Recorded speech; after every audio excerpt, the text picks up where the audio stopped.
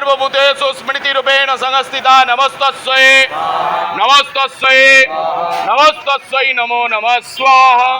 या देवी सर्वभूतेषु दयारूपेण संस्थिता नमस्तस्यै नमस्तस्यै नमस्तस्यै नमो नमः स्वाहा। या देवी सर्वभूतेषु तुष्टिरूपेण संस्थिता नमस्तस्यै नमस्तस्यै नमस्तस्यै नमो नमः स्वाहा। या देवी सर्वभूतेषु मातृरूपेण संस्थिता नमस्तस्यै नमस्तस्यै नमस्तस्यै नमो नमः स्वाहा।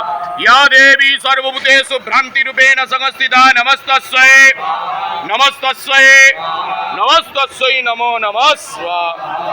इन्द्रियाणामधिष्ठात्री भूतानां च खीलुजा भूतेषु सततं तस्यै भक्तिदेव्यै नमो नमः स्वाहा। चितिरूपेण जा कृष्ण मे तद्व्याप्य स्थिता जगत् नमस्तस्यै नमस्तस्यै नमस्तस्यै नमो नमः।